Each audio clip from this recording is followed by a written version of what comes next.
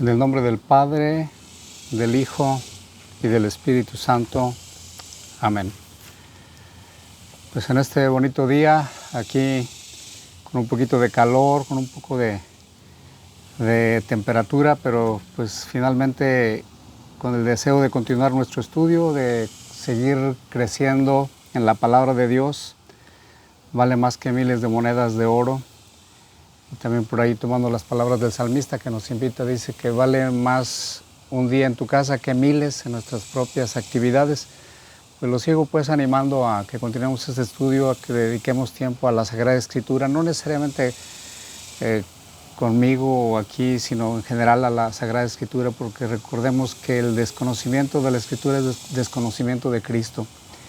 Cuando abordamos este tema del Apocalipsis, mucha gente solamente tiene en mente las situaciones catastróficas que hay en la humanidad, o que va a haber en la humanidad, que ha habido y que vendrán, o cuestiones del anticristo, que por cierto desde Nimrod, que construyó la torre de Babel junto con su equipo y todo, es el prototipo pues del anticristo, de que se quiere poner arriba del trono de Dios. Pues ya sabemos quién quiere ponerse arriba del trono de Dios.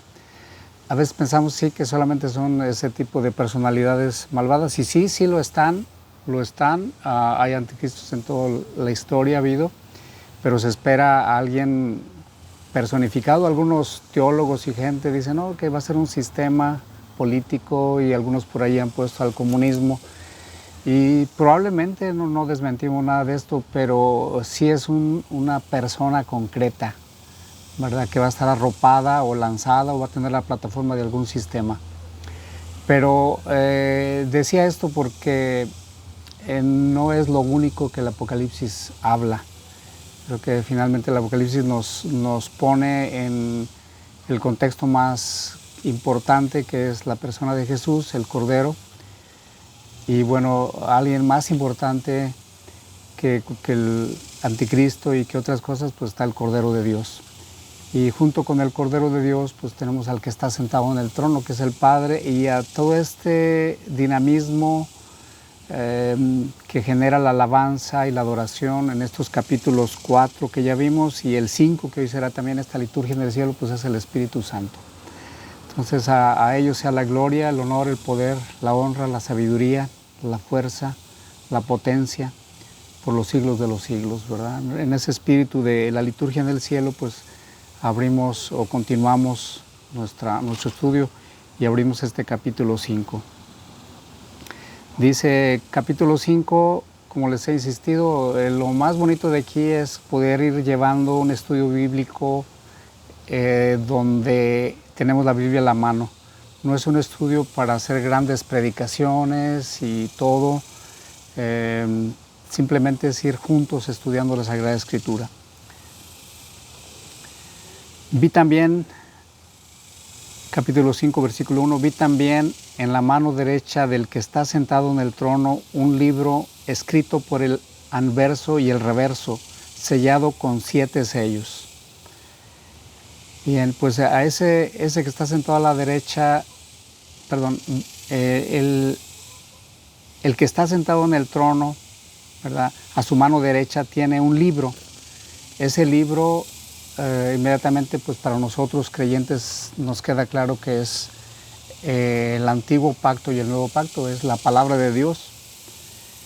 De hecho, uno de los nombres de la palabra de Dios es Jesús mismo. Yo aquí logro ver a ese que está a la derecha, ese libro va a venir siendo Jesús mismo, que es la nueva alianza.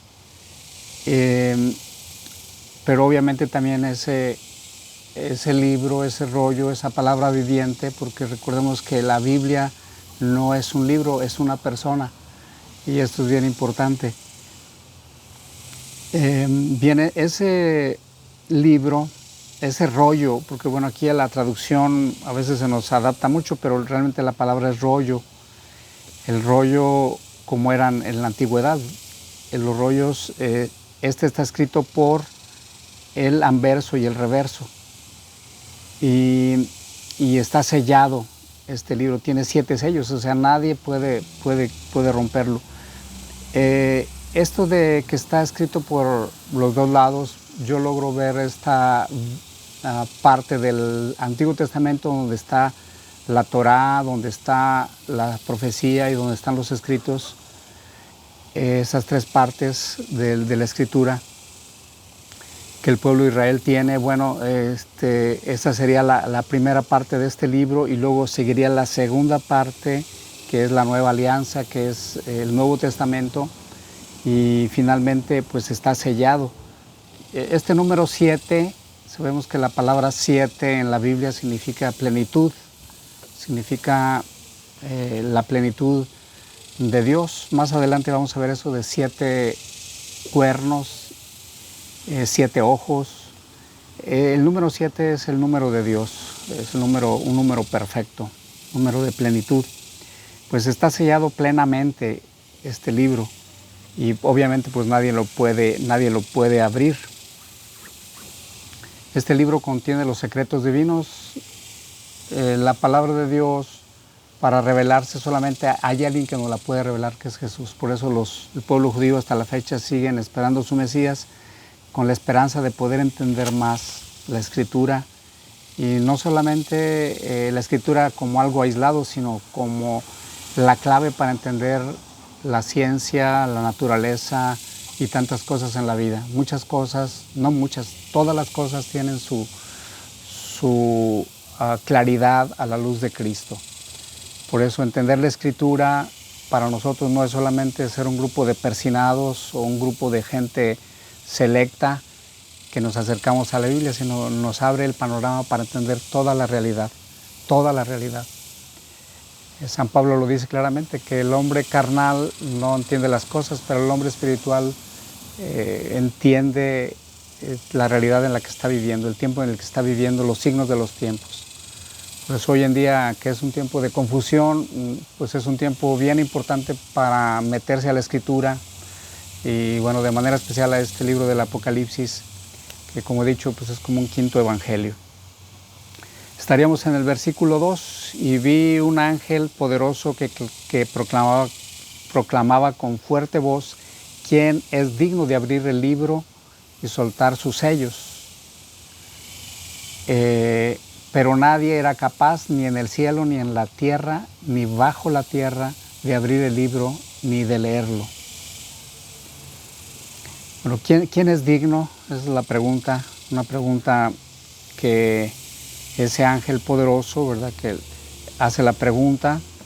A la vez, recuerden que en la Biblia hay muchas preguntas para responderse, muchas son hechas de Dios al hombre, al ser humano, otras preguntas que el hombre le hace a Dios, y otras preguntas donde el hombre le hace al hombre.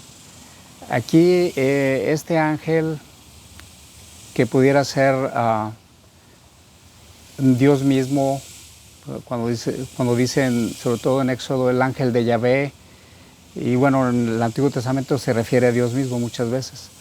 Esta es una pregunta de Dios al ser humano, o pudiéramos también dejarlo como tal, de los ángeles hacia los hombres. ¿Quién es digno de abrir el libro y soltar sus sellos?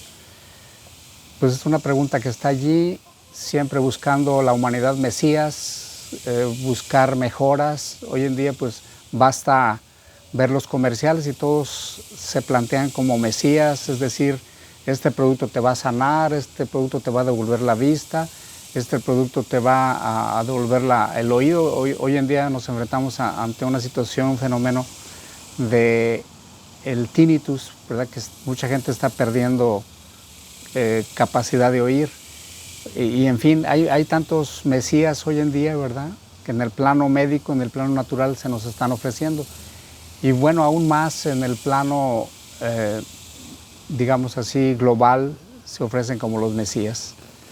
De hecho, pues así será. El anticristo va a venir en un tiempo de crisis, donde él va a decir: esta es la solución, solamente el único requisito es que ustedes se postren y me adoren, ¿verdad? Así como le dijo a Jesús también en las tentaciones en el desierto. Pues para nosotros el único digno es Jesús, y ya lo he dicho y no me cansaré de repetirlo, que Ni Buda, ni Mahoma, ni ellos han vertido su sangre, por nosotros. Solamente la preciosa sangre de Jesús ha sido derramada, es la única medicina que es capaz de liberarnos. No hay ningún hombre dado a los hombres por el cual puedan salvarse. Y el ser humano pues sigue terco buscando soluciones, ¿verdad? Ese es el problema con nuestra generación de hoy, que busca a través del libro de del árbol de la ciencia del bien y el mal, busca ponerse al nivel de Dios para dar las soluciones y para decidir lo que es bueno y lo que es malo. Pero efectivamente nadie es capaz ni en el cielo, ni en la tierra, ni debajo de la tierra. Nadie es capaz, no hay otro nombre dado a los hombres, ni los ángeles, ni aquí en la tierra el líder más poderoso, ni debajo de la tierra, ¿verdad? Es decir, los demonios que a veces se pueden poner como gente sabia o personas sabias o entes sabios, pues nadie. Dice: yo lloraba mucho porque no se había encontrado a nadie digno de abrir el libro ni de leerlo. Pienso que el verdadero cristiano, el verdadero creyente, se angustia, llora inclusive al no encontrar esa posibilidad de encontrar la solución, alguien que pueda abrirle la mente y el corazón para descifrar los misterios de la vida, en este caso pues directamente de la Biblia. Se me viene a la mente este texto de Ezequiel, donde hay una marca, la marca que Dios le pide a Ezequiel que haga a su generación, y es una cruz, una especie de tau que después Francisco de Asís pues utilizó para marcar a los primeros frailes. Hasta la fecha se sigue usando una T como tipo cruz. Ese fue lo que Ezequiel con ese signo marcó a la generación de su tiempo, a la gente que iba a ser protegida. Hoy en día pues necesitamos ponernos esa marca, claramente la marca de Dios, que es la cruz. Lo que quería traer esto a colación es porque la gente en el tiempo de Ezequiel que fue marcada eran los que lloraban, se lamentaban sus pecados y también los pecados de la generación, porque hay que tener cuidado también de no caer en criticar a nuestra generación y solamente decir ellos son pecadores. Más bien tendríamos que dolernos de nosotros mismos para empezar, que ya nos bastarían nuestros propios pecados para dolernos y llorar. Y bueno, también por la generación en la que vivimos, una generación que ha sido robada, que está siendo robada, que está siendo extraviada, pero que nosotros pues hemos sido llamados para que nos pongamos cerca del que tiene el poder para abrir el libro, que es Jesús. Bien, delante del trono, vamos aquí en versículo 3, pero nadie era capaz ni en el cielo ni en la tierra ni bajo la tierra de abrir el libro ni de leerlo. Viene el llanto del apóstol San Juan, y bueno, en el versículo 5 dice: pero uno de los ancianos me dice: no llores, mira, ha triunfado el león de la tribu de Judá, el retoño de David, él podrá abrir el libro y sus 7 sellos. Pues aquí está ese retoño de David como rey, una palabra para nosotros clave es David el rey, y que un descendiente de él pues reinaría para toda la eternidad. Este anciano, uno de los 24 ancianos que hay, uno de ellos le dice que ya no llore, ¿verdad? Yo me atrevería a decir que sí, que ese de los 24 ancianos será representante de Judá, que está pues conectado precisamente con este nombre de Jesús. Jesús, uno de sus nombres es el león de la tribu de Judá.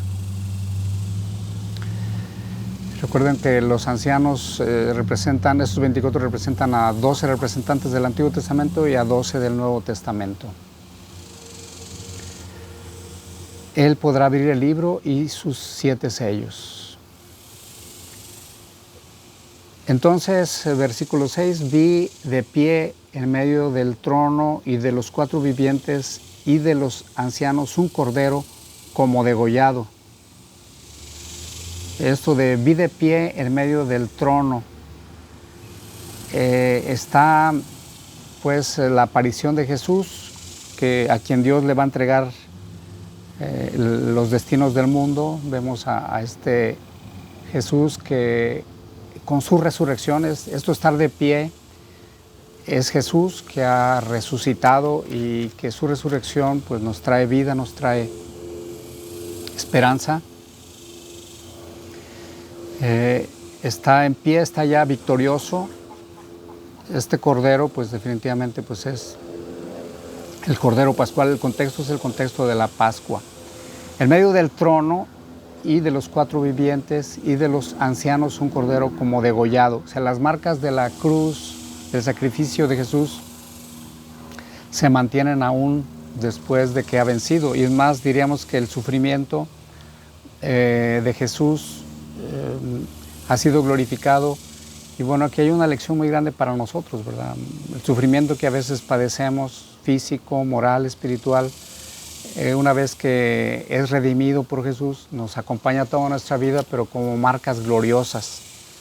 Eso es importante, pues no tenerle miedo al sufrimiento, unirlo al sufrimiento de Cristo y de alguna manera pues manifestarnos victoriosos a través de esos sufrimientos. Bien, este cordero como degollado tenía 7 cuernos y 7 ojos, que son los 7 espíritus de Dios enviados a toda la tierra. Los cuernos, el cuerno en la Biblia, recordemos que la Biblia es un libro que nos habla en parábolas, en imágenes, en conceptos, pero que va más allá del concepto, sería metaconceptual, ¿verdad? Estudiando allá en la Universidad Gregoriana, el padre Hugo Bani, uno de mis maestros, que Dios lo tenga en su gloria, un gran biblista. Entrar a sus clases con él era entrar prácticamente ahora sí que a tocar un poquito del cielo, o un mucho, dependiendo de cada uno de nosotros. Y él sí recuerdo claramente, el cuerno es el poder, significa poder. El poder. De hecho, cuando habla del anticristo, dice que tiene cuernos de cordero, pero habla como serpiente. O sea, recuerden ahí también, el cuerno nos sigue habilitando, nos sigue ilustrando ese terreno del poder. Pues este cordero tiene 7 cuernos, es decir, tiene la plenitud del poder. Al anticristo también se le conoce como el cuerno pequeño, ¿verdad? Finalmente, delante de Dios es un pobre diablo, realmente no, ni para qué desgastar demasiada saliva en él. Es alguien insignificante. El que tiene todo el poder es Jesús, ¿verdad? Y eso nos debe quedar claro a nosotros. 7 ojos, cualquiera pensaría que pues es algo muy, ahora sí que estrafalario, y dirían por ahí de cuál fumó, ¿verdad? San Juan, pero realmente, pues como ya lo he dicho, es algo metaconceptual. Esos 7 ojos, el ojo significa la visión de Dios, significa el conocimiento de Dios. Y nuevamente, fíjense, yo creo que ustedes y yo hemos visto en muchos anuncios, imágenes, ese ojo, el ojo de Horus, que por cierto también se encuentra por ahí en el billete de $1, en la vértice de la pirámide. Pues es un deseo de un grupo de gente, de élites de poder, que pretenden tener la visión y pretenden, además de tener la visión y el conocimiento, porque finalmente es eso, buscan conocimiento, un conocimiento gnóstico, un conocimiento que pretende controlar. Ese ojo, además de conocimiento, significa control, como estarte, ahora sí que controlando, guachando, como decimos. y finalmente pues no lo logran totalmente. Sí harán su intento, pero finalmente el que tiene toda la visión, volvemos a lo mismo, el único que tiene la visión pues es Dios, una visión plena. Ante Dios no le podemos esconder. Por eso pues todo lo que hagámoslo siempre con esa conciencia de que Dios nos ve y a Él es al que tratamos de agradar. Estos espíritus de Dios, el poder y la visión, pues finalmente es el Espíritu Santo, que son enviados a la tierra, a toda la tierra, para darnos sabiduría. Dios envía el Espíritu Santo para que podamos tener poder y podamos tener también la visión de la realidad. Hoy vivimos también en una etapa donde muchos pastores, líderes cristianos se han enfrascado más a poner la realidad como lo más importante y dicen, no, el marco teórico, en este caso la Biblia, el dogma, la visión, eso no importa tanto, eso tiene que subordinarse. Lo más importante es el hombre doliente, la mujer doliente de nuestra época, y son verdades a medias, porque sí es cierto, a Jesús lo que más le importa es el hombre doliente, pero siempre desde la perspectiva de Dios. Esto es bien importante para aquellos que me escuchan y que buscan de alguna manera también tener un conocimiento teológico. Si la realidad tiene que ser iluminada desde la visión de Dios, y una vez que tienes la visión de Dios, puedes iluminar esa realidad, y esa realidad sí, ciertamente te lleva nuevamente a la visión de Dios, pero a una visión de una hermenéutica de continuidad.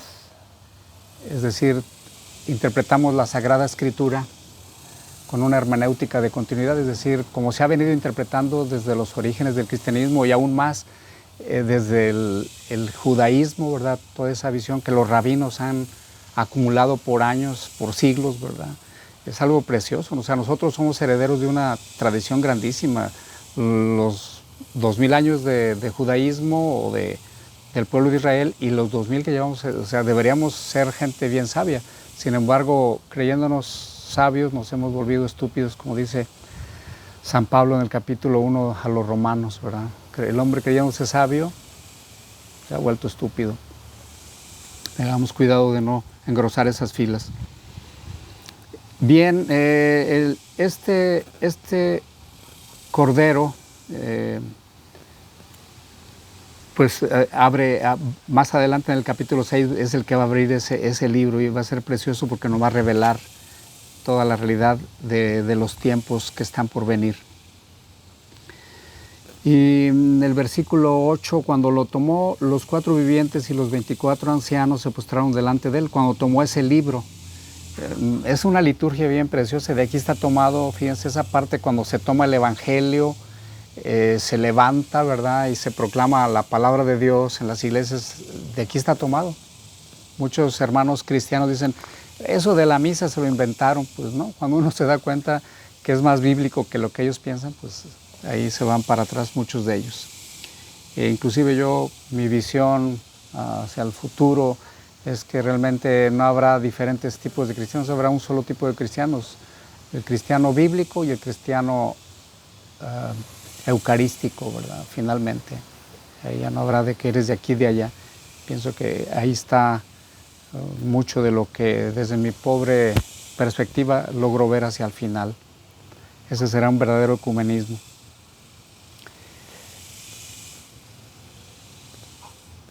Se toma el libro, caen en adoración y se postran delante del que está sentado en el trono.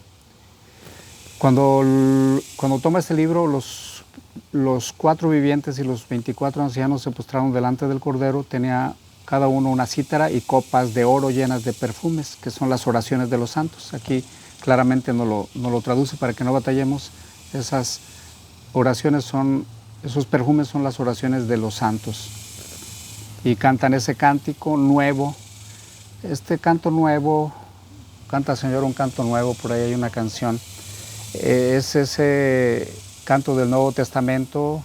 También aquí mismo en Apocalipsis se nos habla de que vio la nueva Jerusalén, la novedad de vida, la vida nueva en Cristo, necesitaríamos pues aceptar a Cristo como nuestro Señor, Salvador, Redentor, y para poder cantar este canto nuevo, una vida nueva. San Agustín, cuando hace un comentario, cuando sale el pueblo de Israel de Egipto, dice que cantaron un cántico y dice, son los cristianos que cantan ese canto nuevo de ser liberados. Y por cierto, aquí me adelanto a decir que los mandamientos se nos dan para que nosotros seamos liberados. Cuando éramos esclavos en Egipto, el nuevo pueblo de Dios, el nuevo Israel, no vivíamos bajo los mandamientos. Los mandamientos se nos dan para que nosotros vivamos una vida nueva, una vida de calidad, de altura. No son para oprimirnos, nunca los deberíamos de ver como eso, sino como una libertad que nos hace ser libres. Hoy en día existe un filántropo, aquí procuro yo no decir nombres, nada más al que tenga oídos que oiga, que saque sus conclusiones, que tiene una fundación que se llama Open Society, o Sociedad Abierta, y pues sí, toda la cuestión que promueve pues es supuestamente para una sociedad abierta. Como nadie quiere ser cerrado, pues se ve mal. Sin embargo, esa apertura pues realmente son cosas que van contra la palabra de Dios, y tristemente pues muchos cristianos y líderes cristianos entre ellos pues están haciendo alianzas con ellos y están abriendo puertas a cosas que realmente, en lugar de enriquecer al pueblo de Dios, lo están empobreciendo. Termino pues, porque no quiero alargar demasiado esta parte, es estos cánticos que hay en el cielo, es la liturgia del cielo. Y cantan un cántico nuevo diciendo, eres digno de tomar el libro y abrir sus sellos, porque fuiste degollado y compraste para Dios con tu sangre hombres de toda raza, lengua, pueblo y nación, y has hecho de ellos para nuestro Dios un reino de sacerdotes y reinan sobre la tierra. Pues el único digno de tomar el libro y de abrirlo es Jesús, el Cordero degollado. Y porque ha comprado, aquí la palabra que viene, que se retoma desde el hebreo, es la palabra redención, ser comprados, ser adquiridos, de hecho somos de Dios por creación, pero el Cordero nos vuelve a readquirir porque nos habíamos perdido, y el Cordero nos vuelve a comprar para Dios, y ahora sí es una compra total. Ya las antiguas alianzas y sacrificios del Antiguo Testamento buscaban comprar al hombre para Dios, salvarlo. Muchas de las religiones, más bien todas las religiones excepto el cristianismo, pretenden comprar, a rescatar al hombre, pero no lo logran. Solamente el Cordero de Dios, que quita los pecados del mundo, es el único digno es su nombre, porque Él ha sido sacrificado como Cordero inocente por nosotros. Y hombres de toda raza, lengua, pueblo y nación. Y esto de un reino de sacerdotes y reinan sobre la tierra. Pues pidámosle pues a Dios que nos dé la capacidad de ser esos sacerdotes que Él quiere. No le tengamos miedo a la palabra sacerdotes, el sacerdocio común. Ciertamente hay un sacerdocio ordenado, pero finalmente todos somos sacerdotes. Todos ofrecemos sacrificios espirituales agradables al Padre. Y sí habrá alguien que nos presida en ese sacrificio, pero finalmente todos somos sacerdotes, y yo creo que ahí también está mucho de lo que de verdad tendría que ser el involucramiento de laicos y clérigos o ministros para la alabanza de Dios. No tomar posturas tan prepotentes, sino pues finalmente todos somos un pueblo de sacerdotes. Y sí, para que haya un orden se requiere un ministro ordenado, pero todos somos sacerdotes, lo repito.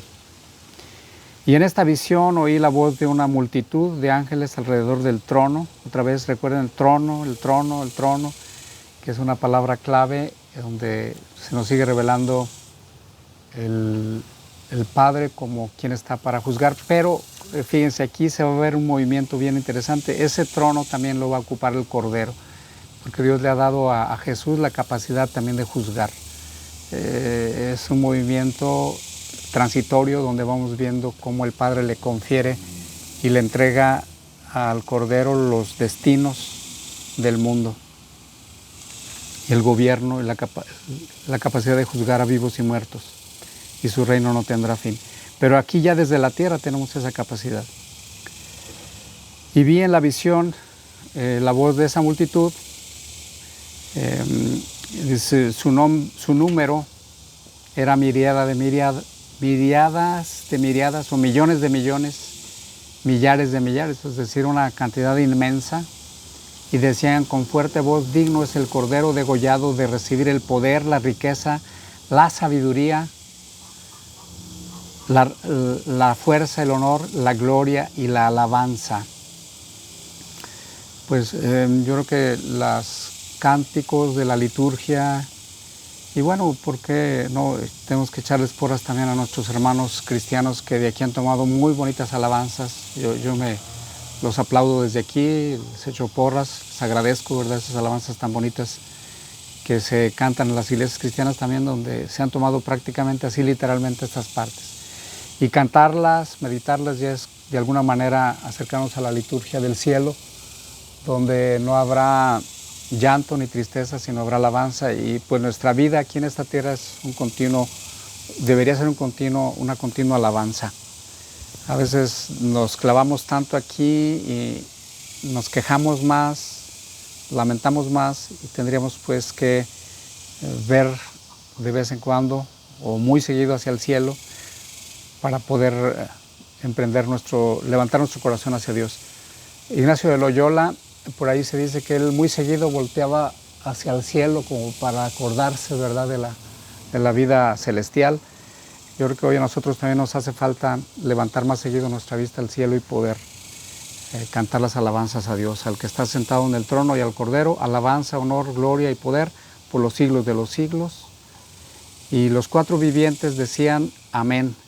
Y todos nosotros también nos deberíamos de postrar para adorar, decir amén, es decir, sí, estamos de acuerdo. La palabra amén significa me adhiero totalmente a esto.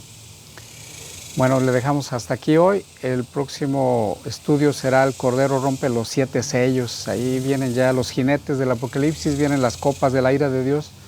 Se lo recomiendo, está muy interesante. Terminamos en el nombre del Padre, del Hijo y del Espíritu Santo. Amén.